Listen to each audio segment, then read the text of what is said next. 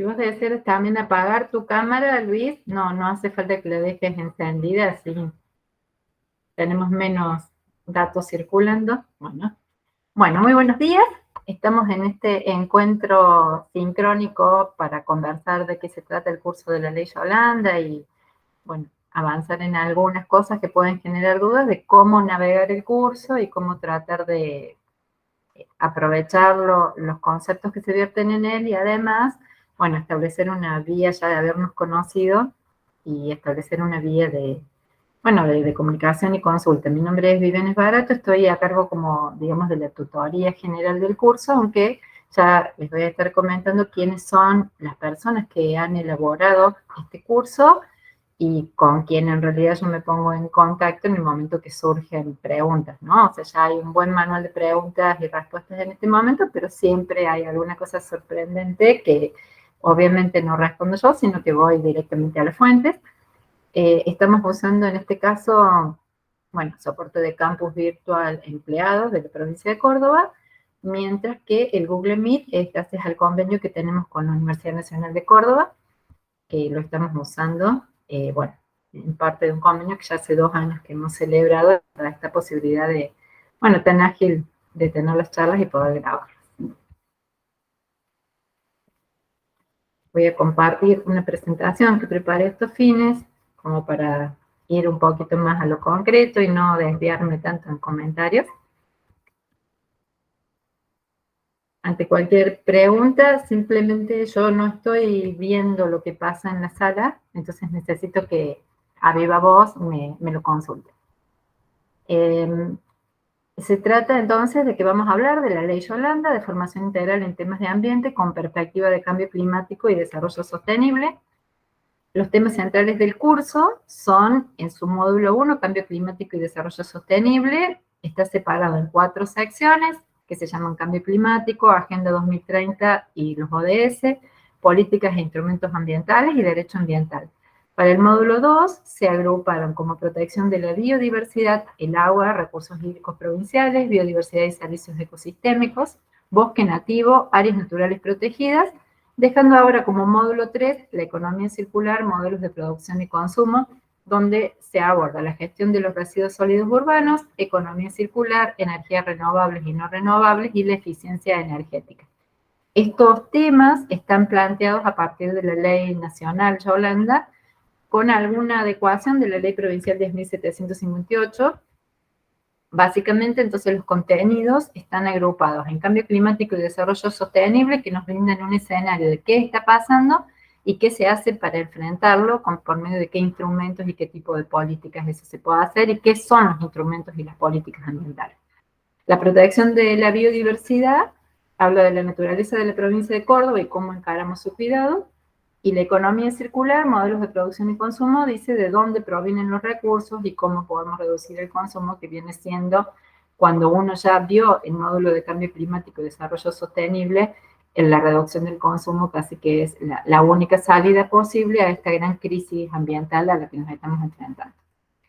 En agenda para el encuentro de hoy lo que tenemos es, vamos a trabajar sobre los contenidos del curso, presentando una pregunta de cada una de las secciones. Cada sección tiene un cuestionario que es la evaluación. Cada participante va a analizar qué respuesta puede dar. Ahí les voy a pedir que hablen en voz alta, si surge el caso, alguna duda. Responder una pregunta, sí, o sea, la presentamos, luego la respondemos y termina esta presentación con algunos tips para el cursado. Si bien esto está pensado para tocar al menos una pregunta de cada una de las 12 secciones, el pacto que yo hago con los presentes es que vamos a estar acá hasta las 9:40, que era el plazo que yo había pedido para reunirnos, porque sé que la mayoría están cumpliendo jornada laboral y bueno, la idea es que esto sea una ayuda y no que se transforme en algo que se pone en día incómodo. Lo que sí, hasta donde lleguemos se graba y después lo que puedo hacer es seguirlo grabando y compartirlo en el mismo campus. La pregunta 1 que seleccioné en este caso es del módulo el primer módulo de cambio climático y desarrollo sostenible y es de la sección 1 que, si recuerdan, se llama cambio climático. A ver, la base de esta pregunta dice, en los registros del Observatorio de Mauna Loa, cada año se registra un aumento y una reducción de las concentraciones de dióxido de carbono. El mes de mayor concentración de dióxido de carbono es mayo. Si se comparan los mayos sucesivos, los valores máximos son cada vez más altos. Y la pregunta es si esto es verdadero o falso. De acuerdo a la edad que uno tenga, esto puede llegar a ser una pregunta que rápidamente se visualiza. Los que en la década del 90 estábamos cursando en la facultad, creo que sea cual sea la carrera que se estaba haciendo, la gráfica del aumento del dióxido de carbono circulaba mucho. No era todavía Internet, la Internet que tenemos ahora, que recién llegó hacia finales de la década del 90, pero era información que circulaba. Entonces, de entrada, ya cualquiera que más o menos en esa época, digamos, clases 60, 70, sabremos que es verdadero, pero el curso está hecho para gente más joven, digamos, que por ahí no vio cuando esto se empezó a reconocer y bueno, a advertir de lo que estaba pasando. Esta es la gráfica de dióxido de carbono atmosférico que está medido en Mauna Loa, que es un observatorio que está en Hawái. Ya les voy a mostrar el mapa de dónde está este observatorio, que muestra, se ve poco, por suerte esta diapositiva en el curso propiamente dicho la van a ver con mejor definición, no sé qué pasó en este caso. Acá abajo de fondo de esta línea roja van a ver que se repite este ciclo anual, con un máximo cerca de mayo, un mínimo cerca de octubre, que está en inglés, perdón. Y dice que hay datos que muestran que los niveles históricos de dióxido de carbono vienen aumentando desde la primera revolución industrial. La primera causa es el uso de combustibles fósiles y los cambios de uso de las tierras. El gráfico muestra el seguimiento de las mediciones en el Observatorio de Mauna Loa, Hawái. Ha ganado prestigio y fama porque es ampliamente estudiado, ya que se ven los ciclos de cambio durante un año, así como la tendencia general al incremento neto en la concentración de dióxido de carbono. ¿Sí? Esta gráfica se transformó en un icono en sí mismo porque lo que se había establecido previamente es que el dióxido de carbono era periódico en su oscilación, que había una época del año en la que había más concentración y en una que había menos, siguiendo los ciclos de la naturaleza, pero esto lo que muestra es que si bien ese ciclo se sigue repitiendo, nunca se vuelve al nivel que hubo el año anterior. Acá tenemos el observatorio de Mauna Loa, está ubicado ahí donde está la flecha roja, ¿sí? En el Pacífico. Es un lugar que está suficientemente alejado de las fuentes de producción de dióxido de carbono, que se considera un lugar que es muy bueno para medir sobre la superficie terrestre el nivel de este gas. Los niveles de dióxido de carbono en la atmósfera han aumentado constantemente durante los últimos 2 siglos, pero en un año determinado las concentraciones de carbono atmosférico fluctúan, o sea, hay una tendencia al aumento con fluctuaciones de subidas y bajadas, alcanzando su punto máximo durante el final del verano y principios de la primavera. Acá estamos hablando específicamente de lo que se mide en Mauna Loa. El científico que estuvo a cargo de sostener estas mediciones en Mauna Loa, la verdad que fue un visionario, vio que esto estaba pasando, lo pudo predecir de acuerdo a otros tipos de estudios, y no le fue fácil sostener realmente las partidas presupuestarias, aunque esto no es del erario público de nuestro país, que siempre para la ciencia está más complicado, pero aún así tuvo que lucharla bastante.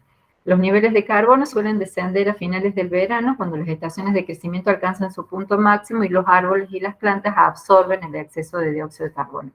Esto lo digo particularmente porque esto de que sea en mayo, el momento donde más dióxido de carbono hay y allá es primavera, uno pensaría, pero como si es primavera debería ser que los árboles están absorbiendo dióxido de carbono y que haya menos en mayo. Bueno, lo que pasa es que es a fin del verano recién donde se evidencia el alto consumo de dióxido de carbono por parte de las plantas. O sea, esto trato de explicar por qué la respuesta a esta pregunta era la opción primera, que es de verdadero. De esta manera, el curso está armado con una base de contenidos donde están estas cosas que yo comenté para explicar la pregunta. Luego hay un video, en general todas las secciones tienen un video que sirve para aliviar un poco la lectura, y después viene un cuestionario que es obligatorio y tiene 5 preguntas. Entonces, si pasamos a la segunda pregunta, es de la Agenda 2030 y los ODS. La base dice, con la implementación del concepto de desarrollo sostenible, se busca alcanzar de manera equilibrada el desarrollo económico, el desarrollo social y la protección del ambiente.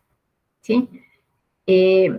La cosa acá es si esto es verdadero o falso, y también tiende a enganchar a la gente que iba a la facu por allá por la década del 90, cuando fue la cumbre de Río y demás, donde el concepto era el de desarrollo sustentable, y el desarrollo sustentable tenía que ver básicamente con la protección del ambiente y con no gastar recursos más allá de la posibilidad que tenía el planeta, digámoslo así, de recuperarse.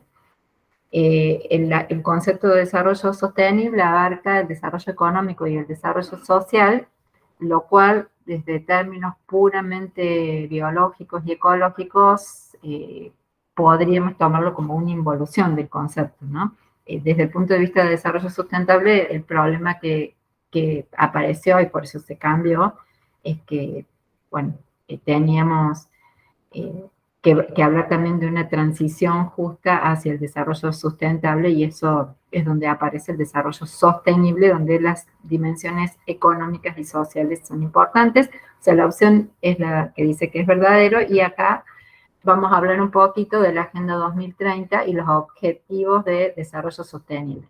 Fue en septiembre de 2015 que 193 países adhieren a la Agenda 2030 y los ODS se comprometen a trabajar en el cumplimiento de los 17 objetivos con sus diferentes metas. Si están en la administración pública, ya en este momento, cada vez que entramos a una oficina, por menos donde me he movido, están los 17 objetivos, la representación gráfica y bien visible, como para que nos quede claro que estamos trabajando alineados con esta Agenda 2030. Y Argentina es uno de estos países. La provincia de Córdoba, a su vez, adhirió en el 2017 para trabajar en el logro de estos objetivos en las diferentes áreas y reparticiones. El desarrollo sostenible busca satisfacer las necesidades de la generación presente sin comprometer la capacidad de las generaciones futuras de satisfacer sus propias necesidades. Con la implementación de este concepto se busca alcanzar de manera equilibrada el desarrollo económico, el desarrollo social y la protección del ambiente. La oración hasta la primera oración de este párrafo está como muy emparentada con lo que era la definición de desarrollo sustentable. Luego, cuando hablamos de la implementación de este concepto, el concepto es el de la Agenda 2030, donde aparecen fuertemente el desarrollo económico y el desarrollo social entre las variables a tener fundamentalmente en cuenta. La Oficina Internacional denominada Naciones Unidas se creó en 1945, que es donde nace esto, funciona por medio de asambleas de los representantes de 195 países que la componen. Los problemas que se abordan son los que se dan en todo el mundo. Esta oficina de Naciones Unidas estableció la Agenda 2030. Las agendas sirven para escribir las tareas que hay que realizar y para saber cuándo hay que realizarlas, y nos ayudan a recordar nuestras obligaciones. ¿Bien? Bueno, siguiendo entonces con la siguiente sección, que es la de políticas e instrumentos ambientales. Bien, este texto, que es largo, es una de las preguntas de los exámenes que aparecen al hacer el curso de la Ley Yolanda. Nos dice: analizar el siguiente párrafo y, en función de lo mencionado en el texto sobre políticas públicas ambientales, decidir si es verdadero o falso el contenido enunciado. Ahí va el enunciado. Las políticas públicas en general, pero aún más ambientales, vienen del consenso con los sectores. Se refleja el reclamo de la gente y las señales de la naturaleza a través de eventos que pueden o ya no pueden ser evitables, pero que las políticas públicas deben atender para diseñar instrumentos para paliar esos efectos adversos e ir camino a un desarrollo más sostenible, restauración, adaptación, etc. La misma Ley Yolanda tomó cuerpo detrás del trabajo de la militancia de Yolanda Ortiz y de toda una generación que comprendió que era necesario hablar más profundamente y promover una mejor comprensión ambiental por parte de los funcionarios públicos en todos los niveles y reparticiones del Estado. Evidentemente, lo que se marca en esta opción es verdadero, trata de ser una reflexión rápida, y está entre comillas porque es parte del texto que sale dentro del mismo texto central que hay que leer al cursar las clases. Y me interesaba dejar acá alguna reflexión sobre lo que son las políticas públicas ambientales. El consenso en la elaboración de la agenda pública permite superar conflictos o tensiones o problemas que son fallas estructurales ambientales y genera los lineamientos de las grandes políticas públicas de largo alcance para superar las situaciones adversas. Es oportuno poner algunos ejemplos de políticas. Las conferencias o tratados internacionales, los acuerdos plasmados en los textos constitucionales nacionales o subnacionales, las definiciones legislativas generales, también la elaboración de instrumentos más específicos como las intervenciones provinciales de acompañamiento en la transformación productiva de las nuevas interfaces urbano-rurales, planes agroforestales, el plan de manejo del fuego, la obligatoriedad de los avisos de proyectos o estudios de impacto ambiental previo al inicio de actividades productivas o de servicios, etc. En todos los casos, aunque más evidentemente en los tratados internacionales, el avance en los conocimientos científicos es clave en las decisiones que sientan las bases de las políticas públicas ambientales. Los objetivos de las políticas públicas ambientales, toda política se sustenta en normativas e instrumentos capaces de compatibilizar estrategias de regulación y gestión en materia ambiental. Involucra los objetivos y los instrumentos para alcanzarlos. Los objetivos de las políticas públicas ambientales, los ODS se han ido incorporando en el diseño de políticas públicas, tanto a nivel nacional, provincial, como de los gobiernos locales. Incluso los ODS van guiando las políticas institucionales de empresas, organizaciones, centros educativos. Han visto cuando vamos llegando cada vez a más empresas, empezando quizás por empresas más grandes, de trayectoria internacional, entre su carpeta de clientes tienen gente de todo el mundo. Es muy común que estos colores que vemos acá estén apareciendo incluso en los isologotipos o en distintas representaciones gráficas de estas oficinas. El consenso mayoritario internacional es trabajar hacia los mismos objetivos que responden a la grave crisis ambiental y de valores que la civilización está atravesando. La provincia de Córdoba cuenta con un seguimiento de nuestro cumplimiento de los ODS. En particular, uno puede entrar a la página de internet donde está Gobierno Abierto y va a encontrar por cada uno de los ODS, el grado de avance y cumplimiento y qué tipo de estrategias se están llevando a la práctica. Bueno, ya pasando a la sección 4, que es la de Derecho Ambiental, la pregunta ejemplo que les he preparado es el enunciado. La ignorancia de las leyes no sirve de excusa para su incumplimiento. Se llama principio de inexcusabilidad, principio de excusabilidad. No tiene validez porque no se puede cumplir con una pauta que se desconoce. Principio cero de la legislación nacional. Bueno, ese principio, vamos a dar la respuesta, se llama principio de inexcusabilidad del derecho. Significa que la forma en la que se estructura el derecho en la República Argentina es que uno tiene que conocer las leyes y las normas en las que se rige la sociedad. Básicamente uno diría, pero ¿qué significa? ¿Que todos los días me tengo que sentar mientras desayuno a leer el boletín oficial de la República Argentina y el de la provincia de Córdoba para saber cómo me tengo que mover? Bueno, si uno lo mira de una manera muy exquisita, casi que sería eso. Los que trabajamos en el gobierno de la provincia sabemos que hay distintas áreas, que sí, hay gente que al menos revisa en el boletín oficial de Córdoba las novedades que haya, los cambios en cuanto a las áreas que efectivamente les toca ser autoridad de aplicación, pero mayoritariamente el ciudadano común no hace eso por ninguna área, ¿no? Pero aún así uno no puede decir que cometió un delito y alegar que fue porque no sabía. Eso no es viable.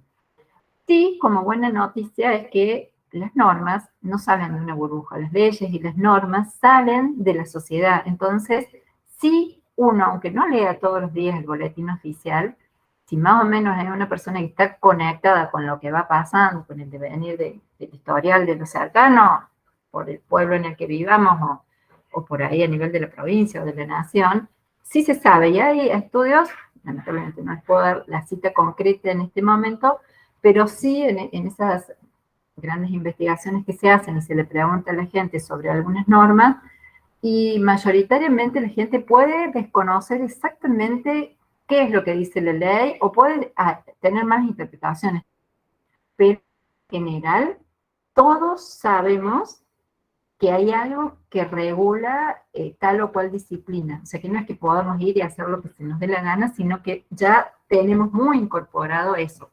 Entonces, bueno, esto valida, ¿no? De que la inexcusabilidad del derecho como norma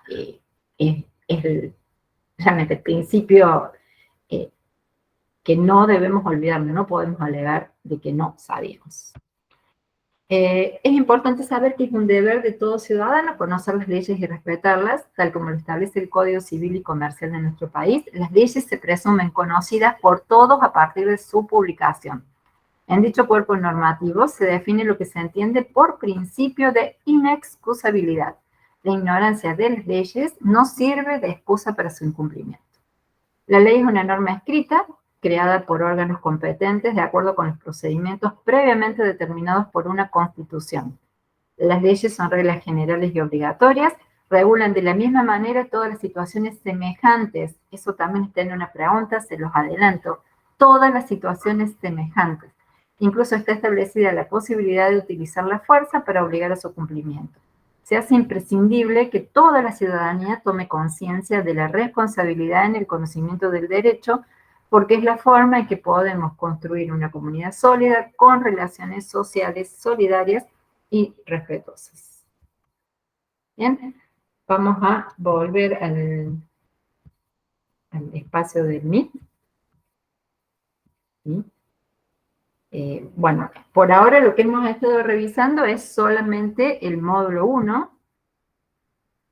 La idea es hacer un segundo bloque para ir viendo el módulo 2.